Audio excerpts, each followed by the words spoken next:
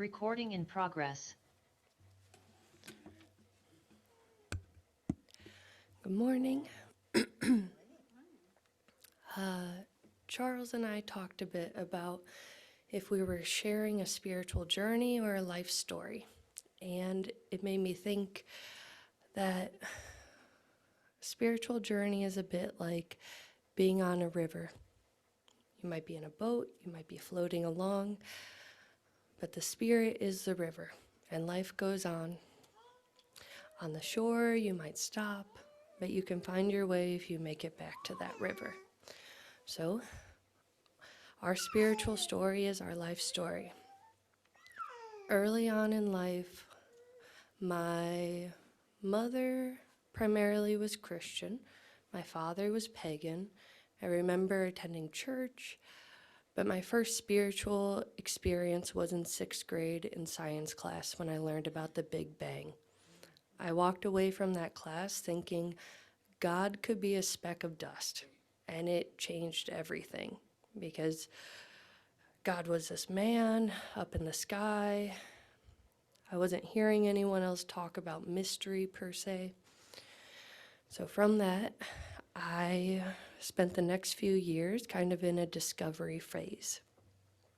I had a coming of age ceremony. So for summer, I was allowed to kind of live on this flat roof that my father had built. I could sleep up there, I could stay all day. And so I woke up with the sun. I got to feel kind of that rhythm of nature. I had a bird's eye view, watching the world go on around me. From that, I took a vow of silence, which I suppose was kind of bizarre in 8th grade. My family, aside from my dad, wasn't really sure what I was doing. During that time, I look back at it as what I would call an experience of enlightenment. I felt the detachment Buddhism talks about. And I had a realization that I could not stay in that place and still be a part of the world around me, that I needed to come back. So I did, and I was blessed with my surroundings, with the river kind of guiding, leading me on. I was raised in an urban native community. I can recall at least 5 different nations that made up that community. They were mostly a part of the Indian Relocation Act. So they would have been 2nd, 3rd generation from the reservation. From them, I learned things such as dance, music, intergenerational gatherings, nature, prophecy, mystery, magic. It was a safe place to explore. It was also a place to feel connected, not only with people my age, but we were constantly with elders, parents, had a lot of aunties come from that phase. So after that point of discovery, spirituality became to define my life. I chose to go into social work. I felt like service was important to me. The messages I got at that time was, you don't necessarily need a brain to be a social worker. Find something else, something that makes money, something of importance. And so when I went to college, I considered doing engineering. It was going to be environmental engineering. That was a core part of my life at that time. And I took a social work class. And I realized that the only thing I cared about really was the conversations happening there.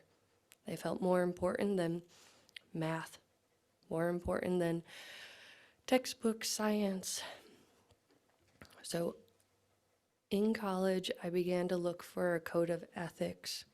I think that's one thing from having a pagan background, from growing up in the urban native community. There wasn't a whole lot of organization. A lot of it was oppressed, and so I didn't have a code of ethics to lean on. One of my early classes of social work, they talked about the NASW, National Associations of Social Work Code of Ethics, those being service, social justice, dignity and worth of a person, importance of human relationships, integrity and competence. And I had a strong moment in that class of this read to me just like a moral compass. I also studied world religions while in college, and I attached to Hinduism. India was one that invested in its religion, integrated it into its culture.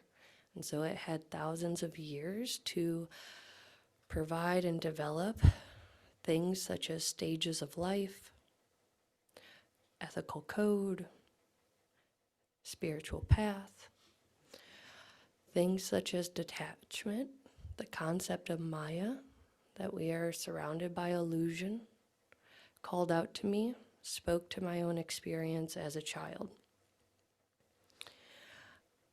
When I was 20, I felt like I was on my way. I had a lot of things in place. I felt very empowered. I had chose Shiva as kind of my god to focus on. And I think within maybe 6 months, I started to lose people around me. I had 6 deaths occur in about 3 years. And I had to go through my own moment of, did I bring this on? So taking away some of the power that I had understood to be God's, Godhead. I also had to sit with suffering and the idea of Buddhism, because initially I turned my back. I thought life isn't suffering. That's a very negative view. And so I had to sit with, why do we suffer? Why do people die? And in part of that journey with Shiva, really understanding death as being the other hand with life. And neither is better or worse. It's necessary. From that time period, I sat often with humility. I think especially in my life journey, the systems around us, ego comes into play often. And so humility seemed to be the thing that I was pushed back towards frequently. At 23, I sought out community. I took a part-time position in the nursery at a UU church. I started doing religious exploration with the children. I met Charles's family, and I felt connected. Earth was my other connecting point. Since then, I have gone through moments of crisis, identity. How could God allow this? Climate change, in particular, sent me spiraling. I graduated from my master's program with environmental justice as a study. And within 3 months, Trump took office, and I felt hopeless.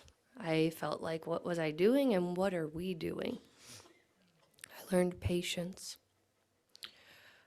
Since then, I've integrated chakras, yin-yang, karma yoga, which is acts of service, doing work for the sake of work. I've also integrated some more Native American teachings. I had a Hopi mentor that guided me. And give me a moment.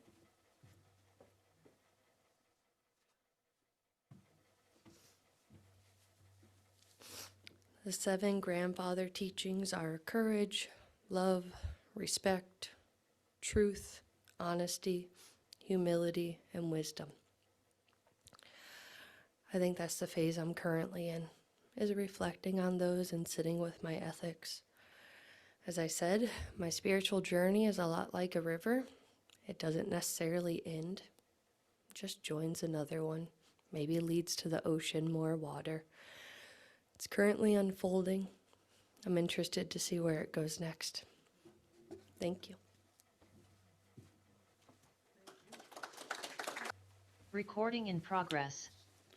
Good morning. So we actually chose that song probably because it's something I grew up with. It was a favorite of my mother and my sister to sing. I can remember my mother singing it all the time to me growing up, and it's really a beautiful, moving song. Very UU song too. So, like Jolynda said, I couldn't differentiate between spiritual journey and life journey, or life story rather. So it's kind of a experience of both. Partly because I'm a rare find. I'm a lifetime UU here in the wild. Most people have. So with that, I was baptized Methodist to appease my grandparents, and both my parents were raised Methodist, but quickly converted to UU shortly after I was born, if I'm remembering the timeline correctly. But I can remember growing up in a UU church in Shawnee Mission, just outside Kansas City, Kansas. It was Shawnee Mission UU Church, or Smooch, as we like to call it affectionately. It was a growing congregation that started in an old farm. So worships were in the old barn. We had RE services in the basement of the barn, and there was the old farmhouse was what we called the Seder house, where we had our coffee hour and other gatherings that I can fondly remember running around and having a blast. But we had a wonderful RE program that helped shape who I am today and my appreciation for other religions, other cultures, other peoples in general. So I feel very blessed having that as my upbringing to help shape me into a more rounded person, I feel. And we also had the coming of age program and OWLS programs, which I find to be very beneficial for people of pretty much any age, especially the OWLS program. But the coming of age program was where I got to spend some time with my friends and what had become family essentially at the church, growing up from just little tykes up to who are now becoming surly teenagers and figuring out how life worked. And our teachers at church tried to share some guidance and spiritual enlightenment with us throughout that process.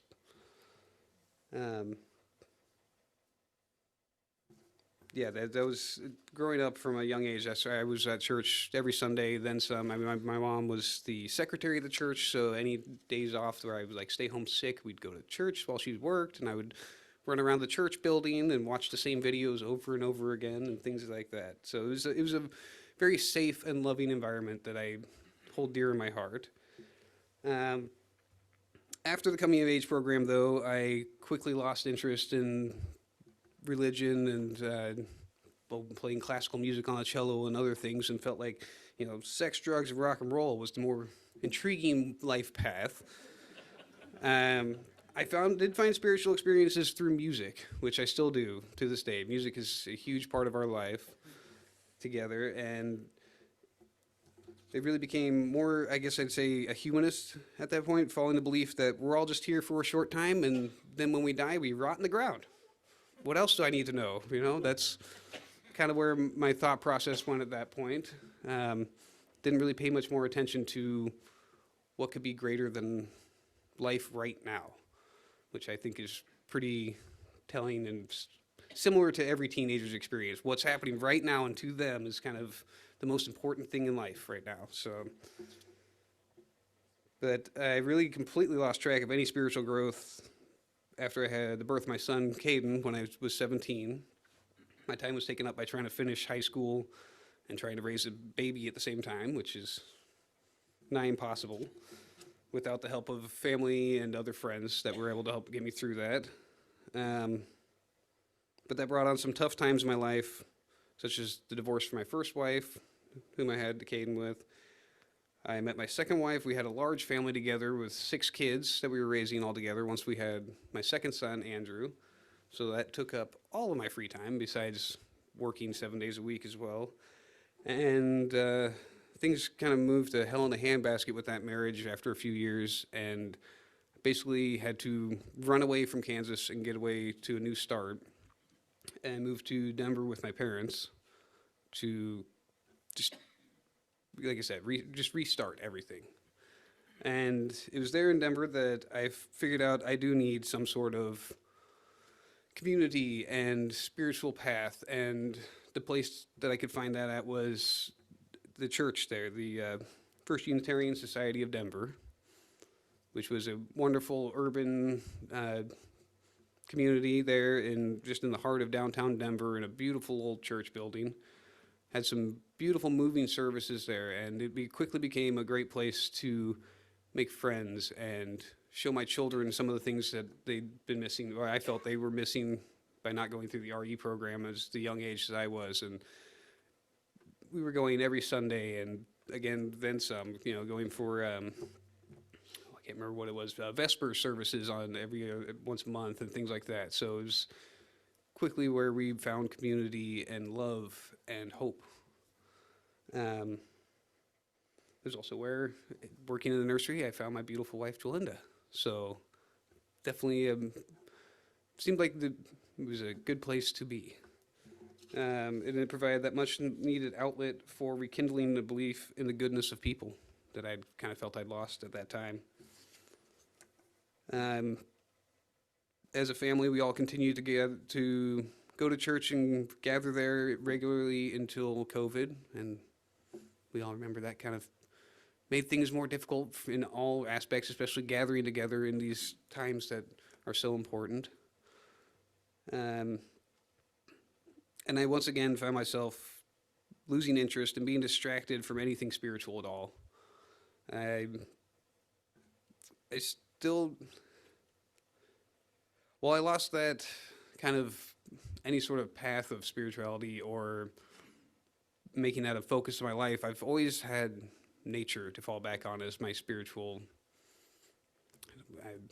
my grounding, if you will. We love camping, and every time I'm out in nature, I can always say for sure that I'm feeling something more than just the dirt beneath my feet or the trees swaying. There's something there that I just can't quite name, and it's got to be more than us. It was around that time I also noticed that I've been using church as more of just a community, which there's absolutely nothing wrong with. It's amazing having a community of wonderful people around you, but I wasn't using it for spiritual growth as much as I was in the past. And I caught myself doing that when I moved here, which it's amazing to have this community around me. I needed to make sure that I was also using this time as more of a holy time and a time for growth and personal engagement in life. And in recent time, I actually took the time to step back, and while I was having some struggles within the household and family, I stopped and took the time to think about myself and where I wanted to be heading. And part of that was to be able to rekindle that spiritual growth and make sure that that was actually a focus in my life.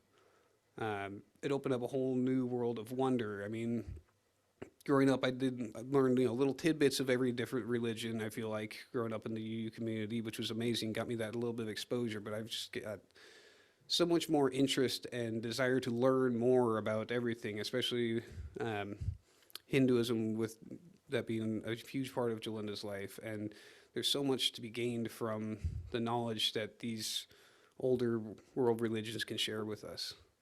And in that time, just in the last few months even, I've had some very deep mystic experiences, if you will. I mean, I pretty much pried open my third eye, if you will. I had this funny feeling in my forehead and was like, what the heck is this? And Jolynda was like, that's your third eye. You might be experiencing something here, guy. So,